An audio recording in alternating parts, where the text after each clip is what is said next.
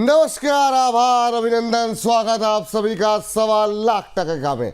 सवा लाख टके का में सबसे बड़ा सवाल, बाजार की गिरावट थमती क्यों नहीं, और आज जो गिरावट देखने को मिल रही है क्या करें। बड़ी खबर के साथ शुरुआत करेंगे आज के बुलेटिन की। जिस तरीके से बाजार में एक बार फिर से गहराई है गिरावट। जी हाँ, अगस्त सीरीज का पहला दिन और बाजार में गहराती हुई दिखाई दे रही है गिरावट। खराब ग्लोबल संकेतों के बीच ऊपर से तेजी से फिसलता हुआ दिखाई दे रहा है भारतीय शेयर बाजार। निफ्टी में 100 अंकों से ज़्यादा की गिरावट देखने को मिल रही है। आपको बता दें जिस तरीके से शुरुआती जो है, आपको बता दें कि 611 का लो लगाया है निफ्टी ने। काफ़ी तेज़ी से ऊपरी स्तर से बाजार फिसलता हुआ दिखाई दिया है। एफएमसीजी को अगर छोड़ दें तो ज़्यादातर इंडेक्स जो है वो लाल निशान में अब दिखाई दे रहे हैं। सेंसेक्स 300 अंकों से ज़्यादा का गोता लगा चुका है। आईटी में सबसे ज़्यादा गिरावट देखने को मिल रही है और आईटी इंडेक्स और फार्मा में सबसे ज़्यादा गिरावट है। 3% की गिरावट, 1.5% की गिरावट देखने को मिल रही है आईटी में। खराब ग्लोबल संकेत और आज से अगस्त सीरीज की शुरुआत, साथ ही साथ आज से टैरिफ की भी शुरुआत हो रही है, तो इन सब के बीच में बाजार में दबाव देखने को मिल रहा है। शुक्रवार का दिन, बहुत से लोग पोजीशन लेके जाना नहीं चाहते, ऐसे में बाजार में अब दबाव बढ़ता हुआ दिखाई दे रहा है। एफएमसीजी को छोड़ दें तो ज़्यादातर इंडाइसेस जो है वो लाल निशान में अब कामकाज करते हुए दिखाई दे रहे हैं। 129 अंक नीचे इस समय निफ्टी ट्रेड करता हुआ, 24,611 ये आज का न्यूनतम स्तर है। क्या करना चाहिए, क्या स्ट्रेटजी होनी चाहिए, अगले हफ्ते कैसा रहेगा बाजार, इन तमाम पहलुओं पे बातचीत करेंगे। ये स्क्रीन पर आप देख सकते हैं निफ्टी इंट्राडे लो पे 24,643 का स्तर देखने को मिल रहा है। 24,611 ये आज का न्यूनतम स्तर है, तो वहां से महज 20-30 अंक का ऊपर जो है ट्रेड करता हुआ। हमारे साथ रचित खंडेलवाल जी जुड़ चुके हैं, आज के विशेष मेहमान। रचित सर, कल एक जो बातचीत आपसे हो रही थी सुबह के कार्यक्रम में, तब बाजार में एक रिकवरी थी, शाम होते होते बाजार में जो है वो प्रॉफिट बुकिंग देखने को मिली। आज भी बाजार ने एक रेजिलियंस काफ़ी देर तक मेंटेन किया, लेकिन फिर से बाजार तेज़ी से फिसलता हुआ। कल आपने जो लेवल बताया था उसको एक बार रिपीट कीजिए, और क्या अगस्त सीरीज से आपकी एक्सपेक्टेशन है? जुलाई सीरीज 4 महीने के बाद खराब रही, अगस्त सीरीज से क्या एक्सपेक्टेशन? सर देखिए, सबसे पहले आपको नमस्कार, सभी दर्शकों को नमस्कार and thank you for having me here. Sir थोड़ा लाइट कर लेते हैं सारी चीजों को। बहुत टेंशन हो गई, बहुत सारी बातें हो गई। सबसे अच्छी बात है TGIF, thank God it's Friday, शुक्र है, शुक्रवार है। और सर एक और चीज है, देखिए अब ना कहीं ना कहीं जिस तरीके से कल मार्केट रिएक्ट किया, या जिस तरीके से आज मार्केट एक आपको रिस्पांस दे रहा है, जिस तरीके से हमारे पीयूष गोयल जी का स्टेटमेंट जा रहा है, जिस तरीके से ट्रंप साहब, मैं ऐसी भाषा का प्रयोग तो नहीं करना चाहूंगा, मगर जो वो अब हरकतों पे उतर आए हैं, फड़फड़ा रहे हैं। और सर मुझे लगता है कि उनको भी ना, जैसे हमारी हिंदी और इंग्लिश थोड़ी सी कई कबार मिक्स मैच हो जाती है, फूल और फूल वाला जो हो जाता है ना, कि ही इज अ फूल और उसको दिया मैंने एक फूल, वही वाली सिचुएशन मुझे लगता है ट्रंप साहब के साथ भी हो चुकी है। क्योंकि सर अभी तक जो बची कुछ इज्जत थी वो भी उन्होंने कल खो दी, जब उन्होंने ये कह दिया कि Indian economy is a dead economy. मतलब इतना अनरियलिस्टिक स्टेटमेंट देना। बट मैंने सर उनको एक बेनिफिट ऑफ डाउट दे दिया यहाँ पे। वो बेनिफिट ऑफ डाउट कैसे कि सर, जैसे हम फूल और फूल में कंफ्यूज हो जाते हैं ना, वैसे वो डेड और डेढ़ में शायद कंफ्यूज हो गए। वो ये कहना चाह रहे थे कि इंडियन इकोनॉमी जिस तरीके से ग्रो कर रही है, आने वाले टाइम में इससे 1.5 गुना हो जाएगी। वो उनको कहीं ना कहीं दिख रहा है और उसको उन्होंने डेड बोल दिया। मैं इतना सा एक बेनिफिट ऑफ डाउट दे रहा हूं उनको। Sir he has been very very obnoxiously bad. मतलब जो स्टेटमेंट उन्होंने दिया ना, आप स्टेटमेंट या तो किसी डेटा पॉइंट पे देते हैं, आप स्टेटमेंट या किसी रियलिस्टिक आइडियोलॉजी पे या किसी और चीज पे देते हैं। ऐसे कुछ भी स्टेटमेंट दे लेने से क्या चीजें बदल जाती है? नहीं।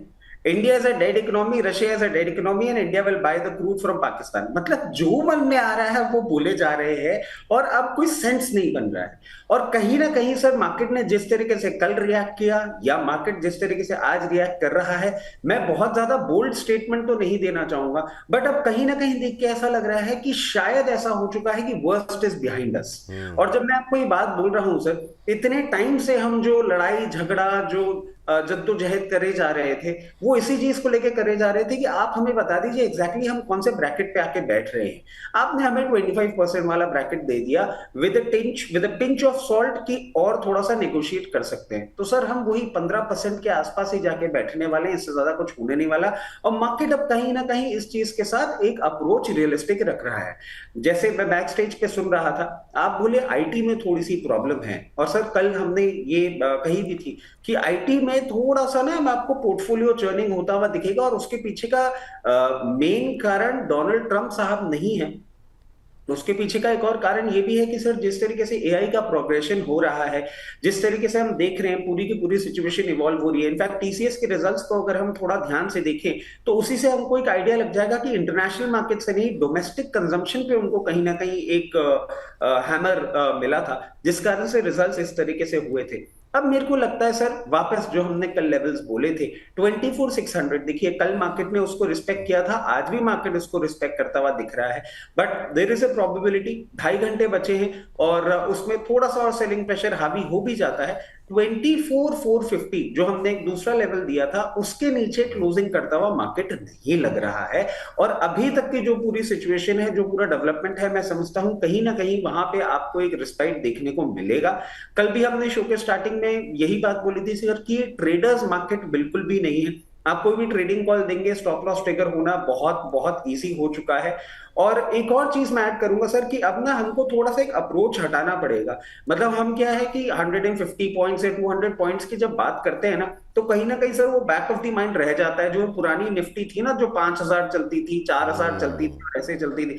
सर परसेंटेज टर्म्स में देखिए 0.47 का फ्लक्चुएशन है, कोई बड़ी बात नहीं है, तो कुछ भी टेंशन मत लीजिए। 99.99% worst is behind us, worst is over. इसका मतलब ये बिल्कुल भी नहीं है कि मंडे मॉर्निंग को ही आपको बाउंस बैक मिलेगा, एक अब प्रोग्रेशन होगा, थोड़ा सा हम टाइम लगाएंगे, थोड़ा सा कंसोलिडेशन करेंगे, रेंज वही रहेगी जो पुरानी थी 24,450 24,600 डाउन साइड में, 25,150 25,200 अपसाइड में। इसमें ही हमको अपनी पोर्टफोलियो चर्निंग करनी होगी। और सर ये जो पर्टिकुलर मतलब ये आप मानिए कि आज मैं सुबह से यही सोच रहा था कि ये मेरे लिए बहुत अच्छी बात हुई है कि नई सीरीज का नए महीने का पहला दिन मुझे मिल गया। तो सर कुछ कुछ चीजें जो मुझे समझ में आ रही हैं कि ये सीरीज, अगर हम पिछले 5 बार अगस्त सीरीज देखेंगे तो उसमें सिर्फ 1 बार नेगेटिव थी। ये अच्छा डेटा पॉइंट है, मगर अगर 10 बार उठा के देखेंगे तो 5 बार नेगेटिव। हाँ, वही मैं कह रहा था कि 10 बार देखेंगे तो 5 बार। मगर सर इसमें एक बेनिफिट का क्या है ना कि आप ऑलरेडी लोअर लेवल्स पे एंटर कर रहे हैं। मेरी समझ से ये सीरीज बहुत डायनेमिक तो नहीं, बट हाँ एक पॉजिटिव रिटर्न देने वाली सीरीज बन सकती है। और थोड़ा बहुत अब जैसे कल ही हमने इतना गहन चिंतन कर लिया था और शनि राहु और सब लगा दिए थे सुजलॉन पे, आज जिस तरीके से सुजलॉन ने अपना डेब्यू किया है, एक तो एफएनओ में वो डेब्यू कर गए हैं आज फाइनली, मतलब इस लेवल पे पहुंच गए हैं कि सुजलॉन भी अब एफएनओ में ट्रेड होंगे। और उसके बाद आप देखें एक अपसाइड की स्ट्रीक जो उन्होंने चालू करी है, उसको देख के एक और चीज ऐड हो रही है सर, और मैं कुछ कुछ अंडरटोन देख रहा था। पावर सेक्टर में हम एक्सपेक्ट कर सकते हैं अब आपका ये सीरीज और इससे आने वाली जो सीरीज है, जो अंडर परफॉर्मेंस था पावर का, अब शायद एक जितने भी हमारे इन्वेस्टर्स हैं, जो क्योंकि बहुत ज्यादा सवाल आते हैं पावर को लेके, बहुत लोग फंसे हुए हैं, आपको प्रॉफिट बुकिंग की अपॉर्चुनिटीज इस सीरीज में मिल सकती है। बहुत ज्यादा परफॉर्मेंस मेरे को नहीं लगता डिफेंस में आपको ज्यादा देखने को मिलेगा, रेलवे में देखने को मिलेगा, इन दो को तो हम कैरी फॉरवर्ड करेंगे, बट हाँ पावर से इस सीरीज में आपको पावर देखने को मिल सकता है। और सर चूंकि हम जब रात में थम लगाते हैं ना, तो मतलब निफ्टी माफ कीजिएगा, निफ्टी के इर्द गिर्द ही लगाते हैं, अगले हफ्ते और इस सीरीज से हम ये मान के चलें कि जो आप बार बार कह रहे हैं वर्स्ट इज बिहाइंड अस, तो ये इस सीरीज में दिखेगा, पहला सवाल। दूसरा, नेक्स्ट वीक में कुछ बाउंस बैक की एक्सपेक्टेशन लग रही है क्या? सर बिल्कुल लग रही है, मतलब देखिए ना आप, एक जो मैं ऑल थ्रू आउट बात कर रहा हूं कि अब ना हम थोड़ा सा पोर्टफोलियो चर्निंग होते हुए देखेंगे। अब सर इसमें एक और चीज मैं ऐड कर देता हूं आपको, देखिए 1 तारीख को हम चालू कर रहे हैं, 31 का महीना है, 15 तारीख को हमारा स्वतंत्रता दिवस है, और 14 तारीख तक आप देखेंगे पूरा ना रिजल्ट ही आते रहेंगे। टिल 14th ऑफ अगस्त जो रिएक्शन आपको निफ्टी में थोड़ा सा देखने को मिलेगा वो कहीं ना कहीं या सेक्टोरियल चर्निंग आपको देखने को मिलेगी, that will be driven by the results. तो हो सकता है 2 हफ्ते आपको एक गाइडेंस रिजल्ट से मिलती रहे और उसके बाद आप देखें कहीं ना कहीं आपको जो मूवमेंट है वो एक जेनेरिक मूवमेंट दिखेगा। सीरीज पॉजिटिव क्लोजिंग पे ही अभी at the very face of it मैं देख रहा हूं। और सर एक चीज मैं शेयर करना चाहूंगा, मतलब 1 मिनट और लेना चाहूंगा। एक्चुअली क्यों लेना चाहूंगा इसके पीछे का मैं आपको कारण बताता हूं कि क्या होता है, हम बोलते हैं ना कई बार हमने कोई आपको स्टॉक रिकमेंड किया या किसी का हमने पॉजिटिव क्यूज दिया एंड ओवरनाइट कई बार सिचुएशन ऐसी बदल जाती है कि वो कितना ही पॉजिटिव क्यों ना हो वो नेगेटिव में कन्वर्ट हो जाता है। सर उसके लिए आज का accident of the day PNB housing finance, अगर एक बार आप खोल के देख सके सर, अभी रिजल्ट्स बाहर आए थे, सारे के सारे बहुत गनको हो गए थे, बहुत अच्छी बातें आने लग गई थी, पेडिग्री अच्छी है, मैनेजमेंट अच्छा है, प्रॉफिट में आ गया, सारी चीजें हो रही थी। आप देखें कल शाम को एक अनाउंसमेंट आया और एकदम से एक उभरता हुआ एक अच्छा हाउसिंग फाइनेंस कंपनी ने जिस तरीके का करेक्शन किया है, और अभी आपको एक करेक्शन और थोड़ा सा गहराता हुआ भी दिख सकता है। सिर्फ एक लेटर था रेजिग्नेशन का, उनकी तरफ से जिन्होंने एक्चुअली पूरी ये चेंज करी थी। अब कल अगर पीएनबी हाउसिंग फाइनेंस के लिए कोई आप बात करते तो सब बहुत बुलिश बोल रहे होते, और आज आप देखें और 20% का डाउनसाइड आपको देखने को मिल गया। तो इसीलिए बोलते हैं कि स्टॉक हमेशा अच्छा होता है, एनालिसिस सही होता है, बट शो खत्म होने के बाद ओवरनाइट पोजीशन या कभी भी कुछ भी ऐसी चीज बदल जाती है ना, तो फिर सारा एनालिसिस धरा का धरा रह जाता है, सब कुछ चीजें बदल जाती हैं। इसीलिए हमेशा बोलते हैं मार्केट्स वॉलेटाइल, और हमेशा एक लिमिट में ही पोजीशन बना के रखनी चाहिए। ऐसे एक्सीडेंट्स में अगर हमको बचना है तो ये दर्शकों के लिए बहुत इंपॉर्टेंट है कि किसी भी एनालिस्ट की कभी भी कोई भी कहीं भी बात को ना इतना ज्यादा रीड ना कर ले कि पैसा ऐसे खत्म हो जाए। बिल्कुल, ये बहुत महत्वपूर्ण है। ये अभी खबरों के खेल में भी डिस्कस करेंगे, सवाल भी हैं तो बीच में अगर हो सकता है डिस्कस भी करें पीएनबी हाउसिंग फाइनेंस को भी। चलिए तो सर अब फटाफट जो है करीब 8-10 मिनट हम लोगों ने बाजार के ऊपर दिए। अब बहुत सारे लोगों के भर भर के जो सवाल हैं, कोशिश करते हैं ज़्यादा से ज़्यादा लोगों को उत्तर मिल जाए। तो रश्मि जी के प्रश्न के साथ शुरू करते हैं। पिरामल इंटरप्राइजेस के ऊपर इन्होंने सर प्रश्न हमें भेजा हुआ है, और पिरामल पे काफ़ी ज़्यादा सवाल हमारे पास आ रहे हैं। 1% के आसपास की आज गिरावट देखने को मिल रही, 1239 के आसपास चल रहा है। लेकिन अगर आज की इस गिरावट को अगर हम छोड़ दें तो काफ़ी अच्छे रिटर्न जो है बीते 1 महीने में रहे, 6-7% चला है। अभी क्या करना चाहिए सर? और इनकी जो खरीद का भाव है वो मेरे दिमाग से निकल गया। हाँ, इन्होंने लिए हुए हैं 1278 पर, तो 40-50 रुपये के आसपास इनको 40 रुपये का नुकसान हो रहा है। देखिए पिरामल एंटरप्राइजेस लेना, मैं पहले तो रश्मि जी रेगुलर दर्शक हैं उनको नमस्कार। एक चीज ऐड कर देता हूं सर, और सबको सुन के बड़ी खुशी होगी। पिरामल एंटरप्राइजेस एनबीएफसी होते हुए बुक वैल्यू देखिए 1202 रुपए और 1238 रुपए पे शेयर चल रहा है, मतलब कहीं ना कहीं आपका वैल्यू जस्टिफिकेशन तो आपको यहाँ पे देखने को मिल रहा है। पिरामल एंटरप्राइजेस में अभी ये जो रनअप आया है, इससे थोड़ा सा प्रॉब्लम क्या खड़ा हो गया सर, इसका जो पी है ना वो थोड़ा सा रिलेटिवली हाई हो गया है। हाई पी का जस्टिफिकेशन लोअर वैल्यूएशन पे भी हो सकता है या रिजल्ट पे भी हो सकता है। जिस तरीके से परफॉर्मेंस दिया है, मैं समझता हूं आने वाले क्वार्टर्स में आपको बेटर रिजल्ट्स मिलेगा। मगर अभी ये जो डाउन साइड है, क्या ये अरेस्ट होगा at the very face of it? मेरा जवाब होगा नहीं। ये डाउन साइड आपको थोड़ा सा गहराता हुआ दिख सकता है, बट इससे ट्रेंड नहीं बदलने वाला। शॉर्ट टर्म शॉर्ट साइड का मूवमेंट आपको देखने को मिलेगा। 1175 रुपए तक ये काउंटर जा सकता है, मगर विचलित ना हो, वहां पे ये एक बार आपको सपोर्ट लेता हुआ दिखेगा। वहां से सपोर्ट लेके पहला जो लेवल आता है जहां पे ये एक बार थमता हुआ दिख सकता है, वो होगा 1280, और उसके बाद जो ये मूवमेंट करेगा 1360 रुपए तक का लेवल ये वापस दिखाने का दमखम रखता है। पोजीशन बनाए रखें, कुछ भी ना करें, अभी थोड़ा टाइम दे, थोड़ा टाइम दे। रश्मि जी ये सलाह है वीजी पैंथर गेमिंग के नाम से इन्होंने अपनी आईडी बनाई हुई है, और इनको हमारे फैन नंबर 1 का खिताब भी मिला हुआ है यूट्यूब की तरफ से। और ये टाटा मोटर्स के बारे में जानना चाह रहे हैं, कह रहे हैं और कितना नीचे आएगा? तो 710 पे होल्ड किया हुआ है। कह रहे हैं कि एवरेज कब करें? तो 710 पे 60 रुपये का नुकसान हो रहा है, 2.25% आज भी नीचे। ये थोड़ा सा असर ये जो ट्रंप साहब का है उसका भी असर देखने को मिल सकता है यहाँ पर। सर अभी क्या करें टाटा मोटर्स पे? आज 1 तारीख है, नंबर्स भी आने शुरू हो गए हैं सेल्स के, आपकी टिप्पणी क्या रहेगी? देखिए सर, ये टाटा मोटर्स ना इतना टॉक्ड अबाउट है, अब 1 मिनट ले लेता हूँ इसके रिप्लाई हाँ। में। बेसिक चीज समझिए, टाटा मोटर्स ना यूके में अपना प्रोडक्शन करता है जेएलआर का। अब आपका ईयू के साथ, यूके के साथ तो ट्रेड हो गया ट्रम्प साहब का, वहां से वो एक्सपोर्ट कर लेंगे यूएस को, आपके घर तक लाने की उनको जरूरत है नहीं। दूसरी बात, ईयू से एक और बेनिफिट क्या है कि स्पेन में भी टाटा मोटर्स का प्रोडक्शन होता है, वो वहां से भी रूट करके यूएस तक सप्लाई कर सकते हैं।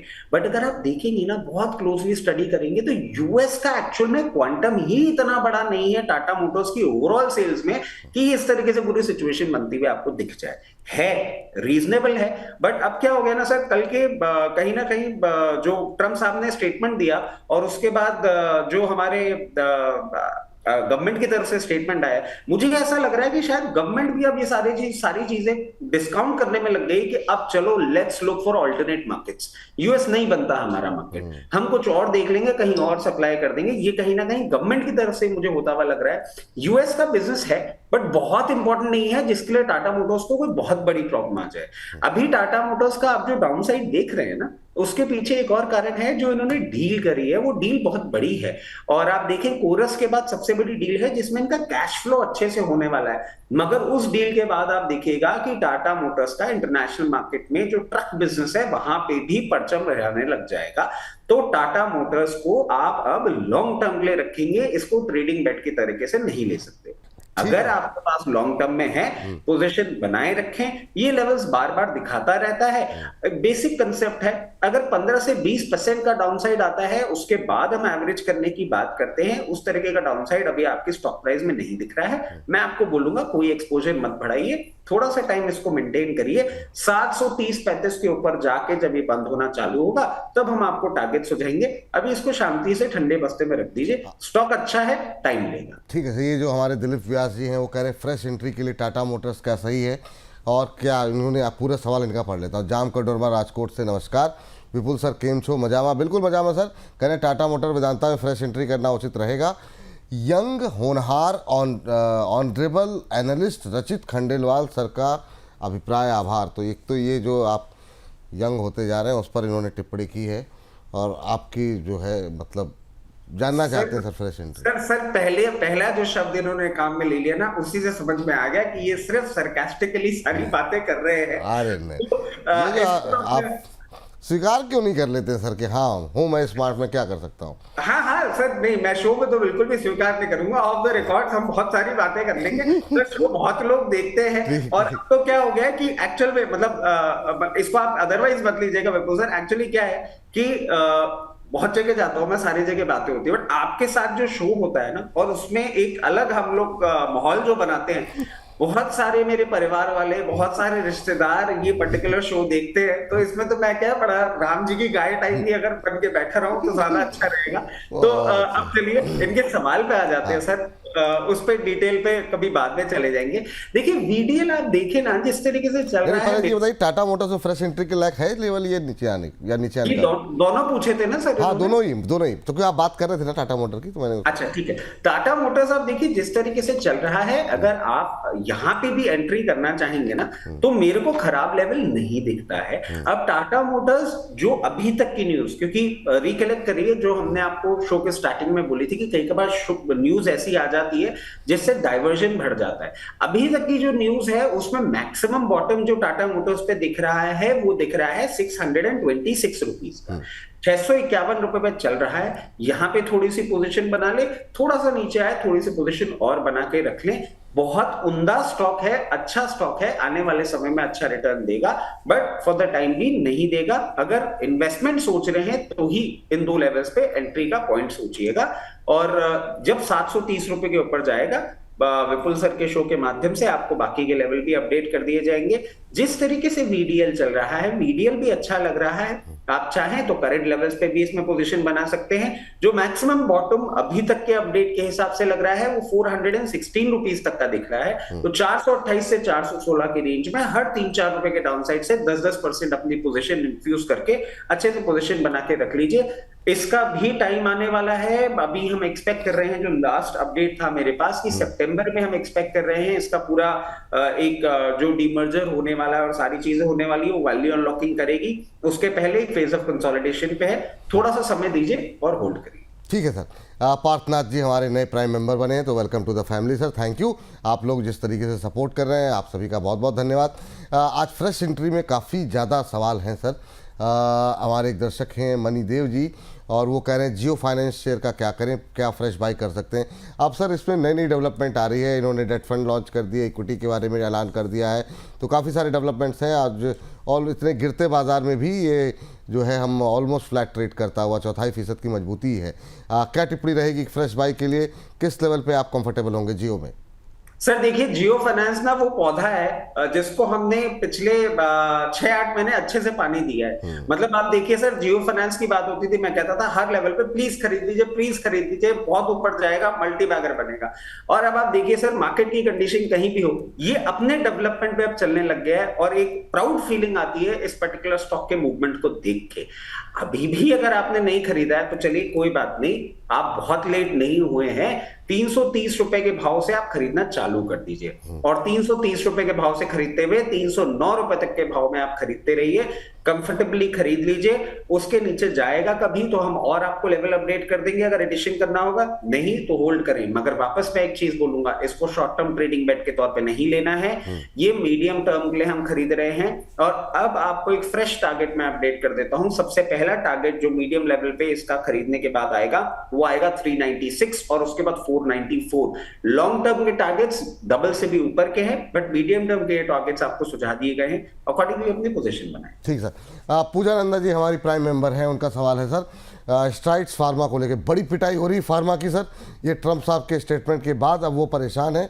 933 पे लिया हुआ है, कह रही क्या करें, आज 6% टूटा हुआ है स्ट्राइड फार्मा का शेयर, 821 पे है, इनकी खरीद 933 की है, आज में 53 रुपये टूटा है, क्या करना चाहिए? देखिए, मैं इनको एक चीज बोलूंगा, अभी आप ना दो काम कर सकते हैं।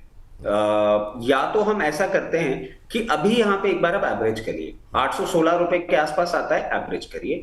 और ये जो आप एवरेज करेंगे ना, इसका एक स्टॉप लॉस भी हम लगा लेंगे, वो स्टॉप लॉस होगा 788। थोड़ा ध्यान से सुनने वाला पूरा ये चीज बन रही है।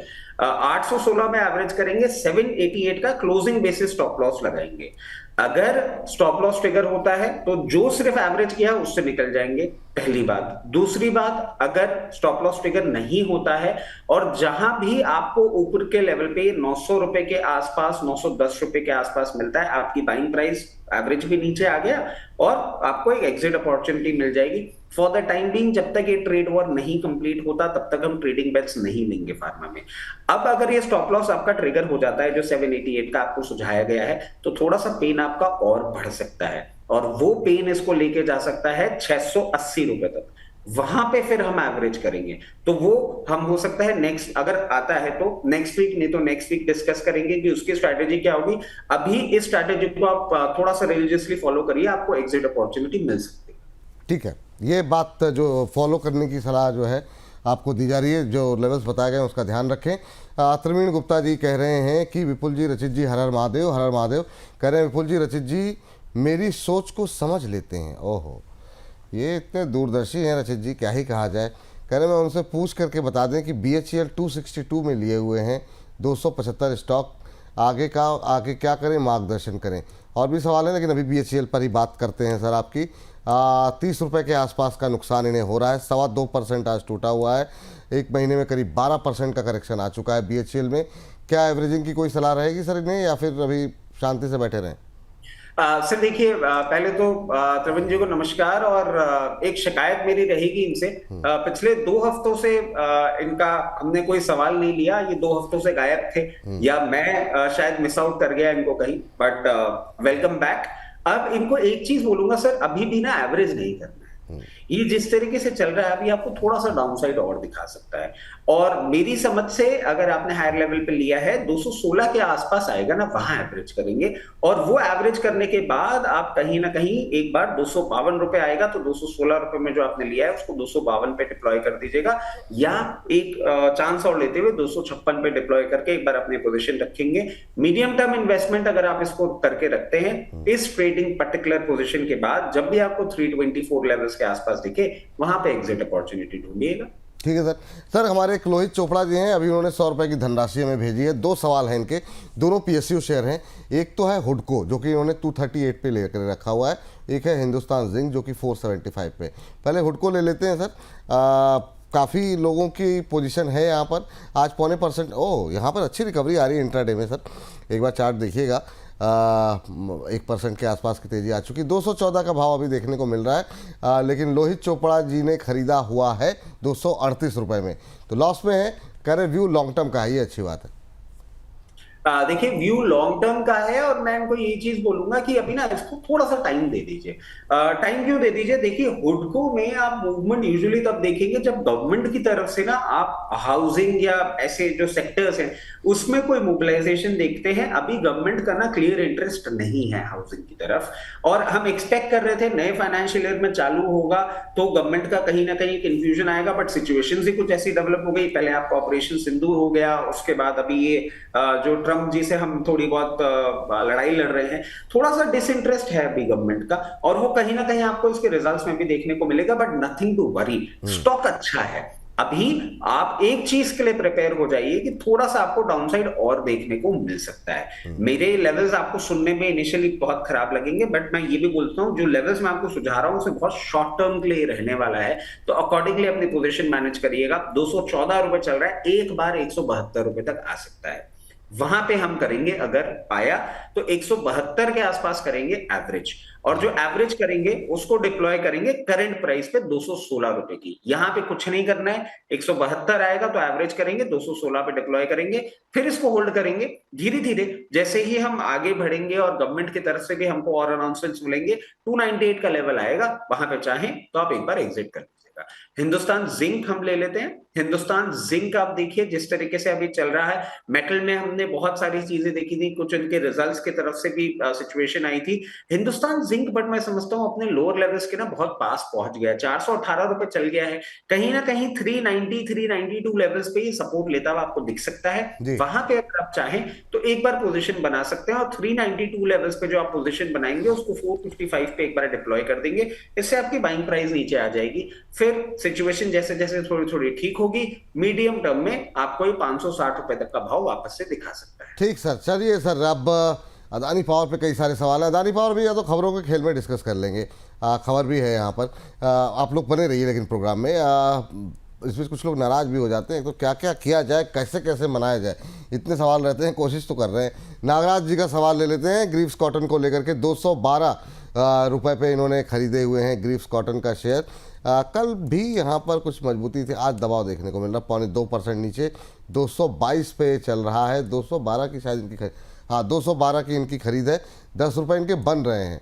अब आज तो दबाव है ग्रीव्स कॉटन में, एक महीने में 9-10% चला है। सर इस बाज़ार में जहाँ पैसे बन रहे हो क्या करें? कोई ट्रेलिंग स्टॉप लॉस देंगे, वेट करने को कहेंगे, या पैसे बांध लें एक बार के लिए? देखिए पहले तो मैं नागराज जी को और सभी दर्शकों को एक बात बोल देता हूँ। देखिए हमारे ना थोड़े से सवाल के जवाब में समय लगता है, और वो इसीलिए लगता है क्योंकि हम चाहते हैं कि आपको प्रॉपर्ली इलैबोरेट करके सारे जवाब दे दिए जाए। अब दो ऑप्शन है, या तो आप हमको सिर्फ ये बोल दें कि लेवल बता दें और नेक्स्ट क्वेश्चन पे चले जाएं, तब तो सबके क्वेश्चन हो जाएंगे। अगर समझाने की आप बात करेंगे, जो कि मेरा भी फोर्टे और फेवरेट काम है, तो थोड़ा सा समय लगेगा। आप बने रहें, शो तो लंबा चलेगा ही।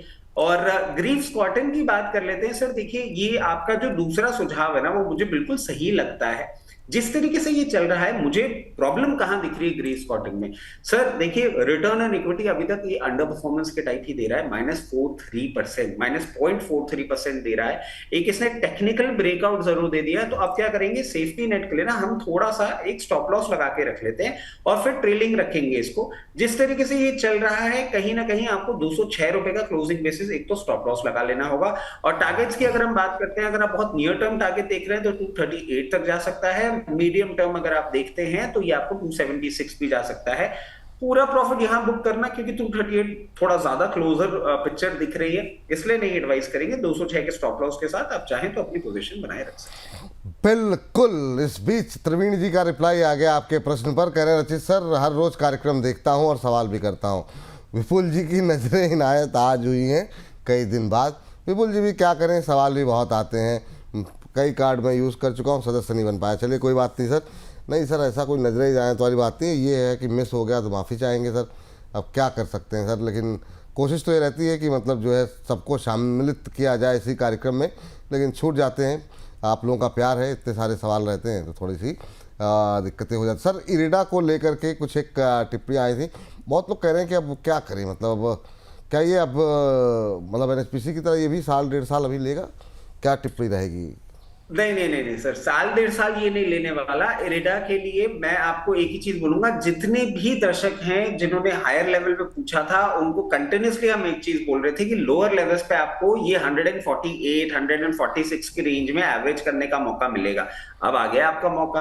अब आप चाहें तो इसको यहां पे एवरेज कर लें, और एवरेज करके इसको थोड़ा सा समय दें। एक्चुअली सर क्या हुआ है ना, ये जितने भी स्टॉक्स हैं जितने हम डिस्कस कर रहे हैं, सबके लिए मैं समय क्यों मांग रहा हूं आपसे, एक डिस्टर्बेंस चल रहा है। एक जो मार्केट की अंडरटोन है ना, वो पूरी डिस्टर्ब्ड है। एक प्रॉपर गाइडेंस नहीं है मार्केट में। अभी रिजल्ट सीजन भी चल रहा है, इंटरनेशनल मार्केट से भी आपको प्रॉब्लम आ रही है, जियोपॉलिटिकल सिचुएशन भी सही नहीं है। तो सब दर्शकों को ये समझना होगा, अंडरटोन जो है वो प्रॉब्लम में है। इंस्टीट्यूशनल फंड डिप्लॉय हो रहा है, मतलब 19 दिन, आई थिंक एक रिकॉर्ड हमारा ये भी हो गया कि डीआईएस पिछले 19 दिन से कंटिन्यूस बायर्स बन के रखे हुए हैं, तो वो बाइंग कर रहे हैं। बट कभी कहीं इंटरेस्ट आ रहा है, कभी कहीं इंटरेस्ट आ रहा है, इसलिए स्पाइक भी आ रहे हैं। तो ऐसे डिसहार्टन नहीं हो। इन लेवल्स पे आप चाहें तो अपनी पोजीशन को एवरेज कर सकते हैं, और अगर यहां से इमीडिएट रिवर्सल के बाद टारगेट्स पूछेंगे तो वो आएगा 172 से 176 तक की रेंज का। वहां पे आप चाहें और शॉर्ट टर्म ट्रेडिंग बेट हो तो आप वहां पे डिप्लॉय कर दें। अगर आप इसको मीडियम टर्म के लिए होल्ड करते हैं तो 224 और 268 के लेवल्स भी आपको दिखाएगा। डिसहार्ट नहीं हो, कंपनी खराब नहीं है, अंडरटोन थोड़ा सा अभी डिस्टर्ब है, इसलिए ये सब मूवमेंट देखने को मिल रहा है। वक्त ख़राब चल रहा है सर, बाकी कोई समस्या नहीं है, वेट कीजिए थोड़ा सा, ये सलाह है। अपर सर्किट जी हमारे जो दर्शक हैं कह रहे हैं विपुल जी रेलटेल पे 8% पे लॉस में हूँ, 8% के लॉस में हूँ, क्या करूँ? जो है क्या गिरने पे मतलब इनको लॉस बुक करना चाहिए? ये रेलवे के शेयर भी थोड़ा सा परेशान लोगों को किए हुए। कल हम लोगों ने काफ़ी डिटेल में बातचीत की थी, काफ़ी दर्शकों ने देखा भी उसे। रेलटेल शायद उसमें नहीं था, लेकिन फिर भी रेलवे पे बातचीत हुई थी। आपकी टिप्पणी क्या रहेगी रेलटेल में सर? 8% के लॉस में है। देखिए, रेलटेल के लिए मैं आपको एक चीज बोल देता हूं सर, स्टॉक अच्छा है। और स्टॉक अच्छा है क्यों आपको बताता हूं, क्योंकि return in equity 16.5, capital employ पे 21, और अभी ये जिस तरीके से मूव कर रहा है, आप 8% के ही लॉस में हैं। और जब मैं बोल रहा हूं क्यों ही, क्योंकि मैं अभी यहां पे ना आपको एवरेज का सजेशन नहीं दे सकता। 8% के डाउनसाइड में ना ऐसे मार्केट्स में हम एवरेज नहीं करते। तो अब क्या करना है? अब करना है इंतजार, और इंतजार करके अब लेवल जो आपका आता है, जो सबसे पहले मुझे लगता है आपको आता हुआ देखने को मिल सकता है, वो होगा 397 और उसके बाद 428। ये दो लेवल्स आपको देखने को मिल सकते हैं, क्योंकि अपने बहुत स्ट्रॉन्ग सपोर्ट के पास है। और मैं एक और चीज आपको बताता हूं, अगर ये सपोर्ट तोड़ा तो फिर आपको एवरेज करने का मौका मिलेगा, क्योंकि फिर ये जाएगा सीधा 315 रुपए। वहां पे हम देखेंगे एवरेज करना है कि नहीं। यहां से अगर रिवर्सल करता है तो आपको ये दो लेवल मिलेंगे, आप वहां पे अपनी एग्जिट अपॉर्चुनिटी ढूंढ सकते हैं। अच्छा सर, ये जो पीएनबी में एक्सीडेंट हुआ, क्या ये पॉसिबिलिटी है कि बाजार में रिकवरी आए तो इसके जो बाकी पीयर ग्रुप की कंपनियां हैं, क्या वहाँ पोजीशन बनाई जा सकती है क्या? जैसे बहुत दिन से एक रेंज में सारे शेयर हैं, बजाज हाउसिंग फाइनेंस और बाकी जो हाउसिंग फाइनेंस कंपनियां हैं, वहाँ पे नज़र रख सकते हैं क्या? सर एक्चुअली क्या है कि पीएनबी में ये एक्सीडेंट एक बिजनेस डाइवर्जन आपको देता हुआ दिख सकता है। वेरी फ्रैंकली, कोई भी बिजनेस अक्यूमेन अगर रखेंगे तो उनके लिए यही सवाल होगा कि भाई सबसे बड़ा कंपटीशन जो था वीक हो गया है, अब देखते हैं क्या। सर एक चीज के लिए बोल देता हूं, ये देख लें कि इनका रिप्लेसमेंट कौन आ रहा है। एक बार हमें ये पता लग गया ना रिप्लेसमेंट कौन है, अगर रिप्लेसमेंट ऐसा आता है जो नहीं संभाल पाता है, क्योंकि सर आप देखिए ना, अभी कौन सा वो एफएमसीजी स्टॉक था जहां पे मैनेजमेंट चेंज हुआ था, इसी वीक हुआ था। I am so sorry, I am forgetting the name, या तो एचयूएल था, जहां पे नया मैनेजमेंट आया हाँ था। एक्चुअल में जी जी बिल्कुल सही कह रहे हैं। तो सर ये मैनेजमेंट की वैल्यू बहुत होती है, तो एक बार हम देख लें कि इनका रिप्लेसमेंट कौन है और कहां से आ रहे हैं। और एक सर ये बात भी हो रही थी ना कि वो जैन साहब निकले थे बजाज फाइनेंस से, और उनके लिए बोल रहे थे वो इंडसइंड बैंक ज्वाइन करेंगे। हाँ हाँ ऐसा नहीं हाँ कि पीएनबी ज्वाइन कर ले। बिल्कुल बिल्कुल अगर वो बिल्कुल। पीएनबी ज्वाइन करते हैं तो सिचुएशन फिर अलग हो जाएगी। थोड़ा सा टाइम लेते हैं, देखते हैं इनकी कौन संभालने आता है, उसके बाद डिसीजन लेंगे कि आगे क्या करना हिंदुस्तान कॉपर पे भी कई सारे लोग पूछ रहे हैं कि क्या करना चाहिए। सर मेटल को लेके व्यू क्या है आपका, और आप पॉजिटिव ज़्यादा कॉपर पे हैं, जिंक पर हैं या फिर स्टील पर? सर देखिए, ये थोड़ा सा सवाल ना मेरे फोटे के बाहर हो गया है। अच्छा मैं बहुत क्लियरली आपको बोलूंगा, यहाँ मैं थोड़ा सा वीक हो जाता कोई बात नहीं। हूँ। बट हाँ, वैसे देखें तो ओवरऑल मेटल को लेके मैं स्ट्रांग हूँ, और ओवरऑल मुझे लग रहा है सर पूरी सिचुएशन आप देखेंगे ना, हम एक डेफिनेट डायरेक्शन की ओर चलते हुए जा रहे हैं। मुझे एक जो चीज जो कॉन्फिडेंस दे रही है कि क्या होता है ना सर, आप मुझे बता दीजिए मैक्सिमम डैमेज क्या है मेरा, उसके बाद मुझे क्या करना है वो मैं डिसीजन अपना ले सकता हूं। आप अगर मुझे ये बताएंगे ना कि इतना डैमेज हो सकता है, नहीं भी हो सकता है, वहां ना प्रॉब्लम आ जाती है। और आज मैं इतना बुलिश या मान लीजिए इतना एनर्जी के साथ क्यों साउंड कर पा रहा हूं, क्योंकि मुझे कहीं ना कहीं ये क्लैरिटी दिख रही है कि भाई ठीक है, तुमने 25% कर दिया ना, तुम बिजनेस ही साफ कर दो। अब हम देख लेंगे ऑल्टरनेटिव, 1-2 क्वार्टर 3 क्वार्टर हम और ठंडे बस्ते में बिता देंगे, हमें कोई परेशानी नहीं है, बट तुम्हारे झंझट से हमारा पिंडा छूटे। तो उसी तरीके से मेरे को लग रहा है सर, मेटल जो है ना, मेटल अब आपका कहीं ना कहीं बहुत बॉटम के आसपास आता हुआ दिख रहा है। इन तीनों मेटल्स जो आपने पूछे हैं उनमें क्या होगा वो मेरा कहना थोड़ा सा गलत हो जाएगा, मेरी एक्सपर्टीज नहीं है। मैं खुद रीड करता हूं कहीं कहीं से और फिर निकालता हूं। अब Hindustan Copper as a stock की अगर हम बात करें तो देखिए अभी एक सपोर्ट के पास है, बट क्या ये सपोर्ट मेंटेन होगा मुझे नहीं लगता। अभी ये सपोर्ट भी ब्रीच करेगा और फिर एक डाउनसाइड का मूवमेंट करेगा जो कि 210 रुपए तक जा सकता है। अगर आपको एवरेज करना हो और आपकी बाइंग प्राइस के पास पास ही होवर कर रहा है तो 210 रुपए का इंतजार करेंगे। रिवर्सल अगर ये देगा, रिवर्सल के बाद इसका अपसाइड बहुत अट्रैक्टिव लग रहा है। पहला लेवल जो आता है वो आता है 298 के बाद मीडियम टर्म में आपको ये 356 रुपए तक का लेवल भी दिखा सकता है। स्टॉक खराब नहीं है, बस थोड़ा सा टाइम दे दीजिए। ठीक सर।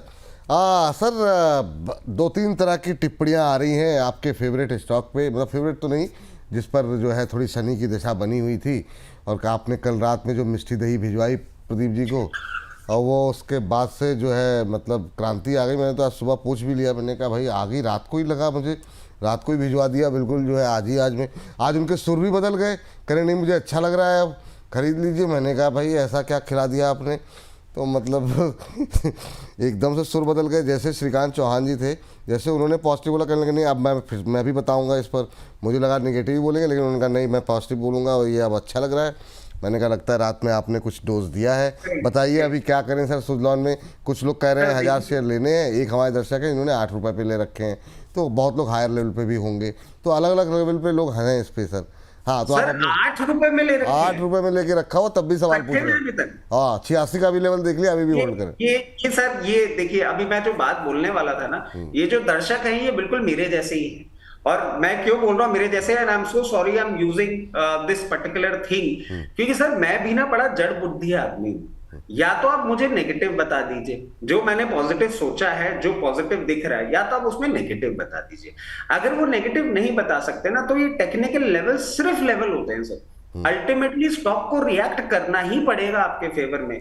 अभी कुछ दिनों पहले रिपोर्ट आई sir, we have finally taken over Japan as well in renewable energy. Government का इतना स्ट्रॉन्ग फोकस है, हम हर थोड़े टाइम में एक देश को ओवरटेक करते हुए जा रहे हैं, और हम रिन्यूएबल एनर्जी में इतने एग्रेसिव हो रहे हैं। कैसे सुजलॉन जैसा काउंटर खराब हो सकता है? अब देखिए उनका टेक्निकल पैरामीटर है, और आई रिस्पेक्ट, मतलब मैं उनके एनालिसिस को रिस्पेक्ट करता हूं। कल मैंने सर इसीलिए मैंने आपको बोला था सीडीएसएल और एनएसडीएल वाली बात, मैं थोड़ा धीरे चलने वाला आदमी, मगर एक सॉलिड फुटिंग वाली जो बात होती है ना वो है।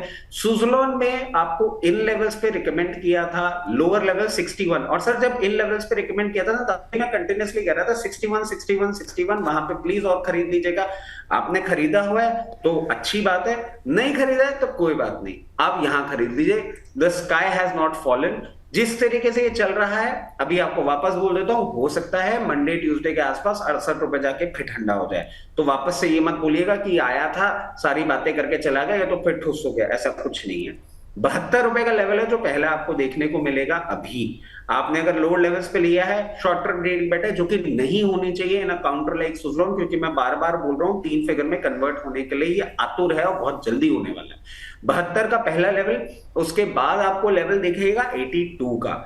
82 के बाद ये भाई साहब जैसे ही ब्रेकआउट देंगे, सबसे पहला लेवल खोलेंगे 108 रुपए का। अकॉर्डिंगली अपनी पोजीशन मैनेज करिए। लोअर लेवल्स पे भी इसने वो किया है, और मैं हमेशा बोलता हूं जो भी शेयर पकड़ लेता हूं वो शनि की दशा लग जाती है तो थोड़ा धीरे जरूर चलता है, मगर चलता है, रिटर्न देके जाता है, तो उस हिसाब से अपनी पोजीशन मैनेज करें। ठीक, ये बात है। और इस बीच मिंटू जी, जियो फाइनेंस पे बात हो गई सर, काफ़ी अच्छे से बात हुई जियो फाइनेंस पे।